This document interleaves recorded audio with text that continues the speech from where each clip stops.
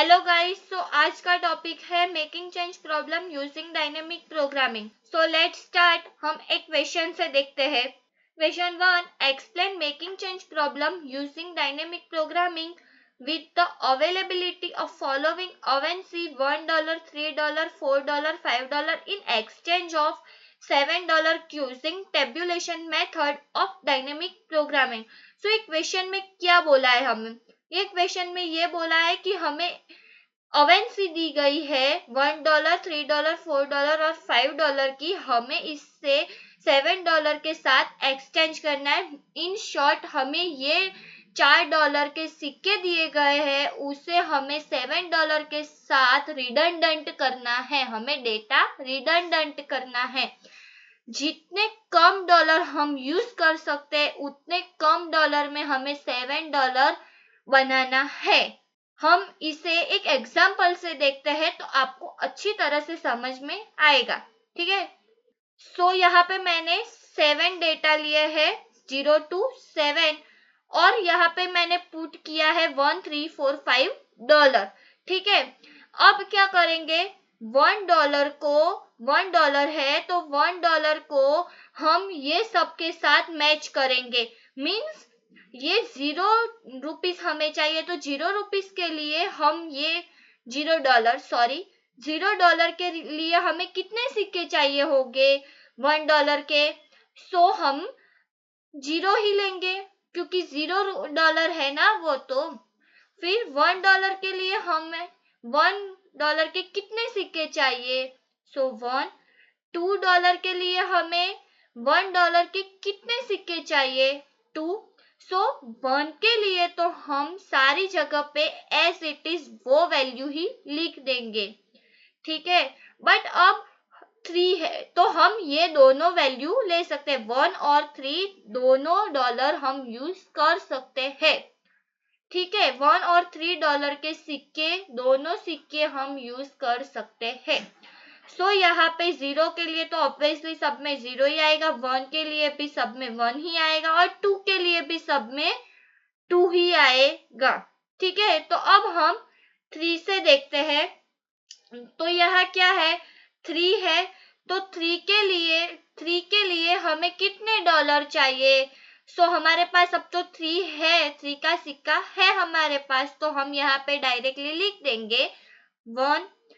फिर क्या आता है? 4 आता है तो $4 के लिए हमें कितने सिक्के चाहिए? तो $4 के लिए हम एक 3 का और एक 1 का सिक्का हम ले लेते हैं।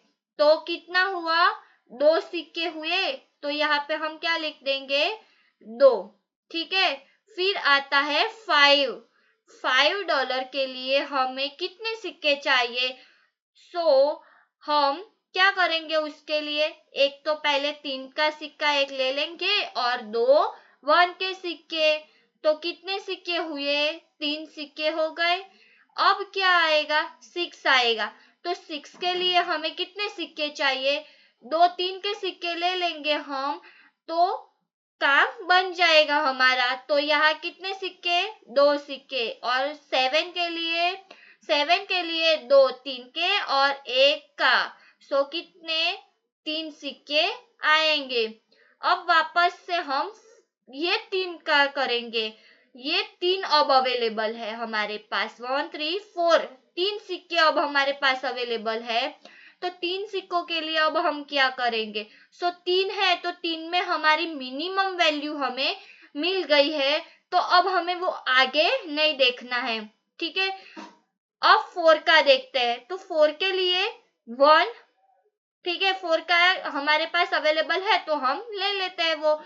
तो वो 1 आ गया, तो अब ये वैल्यू भी मिनिमम हो गई, तो नीचे भी हम वैसे का वैसा लिख देंगे। हमें मिनिमम वैल्यू चाहिए। फिर यहाँ पे हमें उसकी मैक्सिमम वैल्यू मिल जाती है, उससे बड़ी वैल्यू ऊपर मिली है, उससे बड़ी वैल्यू हमें मिल जाती है, तो हमें छोटी वैल्यू ही लिखनी है, बड़ी वैल्यू नहीं लिखनी है, न्यू वैल्यू नहीं लिखनी है। ठीक है, फिर आता है 5 का सिक्का। तो 5 का डॉलर आता है, तो उसके लिए हमें कितने सिक्के चाहिए? कितने चाहिए? तो 4 का एक ले लेंगे और एक 1 का ले लेंगे, तो 2 सिक्के हो गए।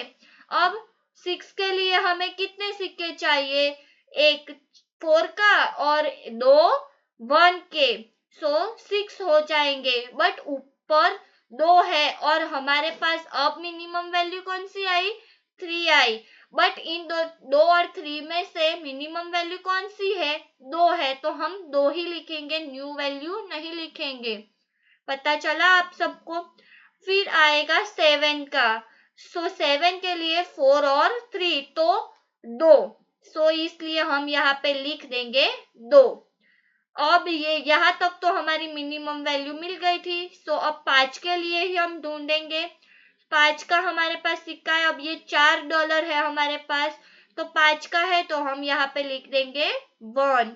फिर 6 के लिए कौन सा चाहिए होगा हमारे लिए, हमारे पास की कौन सा अवेलेबल है 6 के लिए? तो 4। बताइए, आप सब बताइए मुझे कमेंट करके, ठीक है?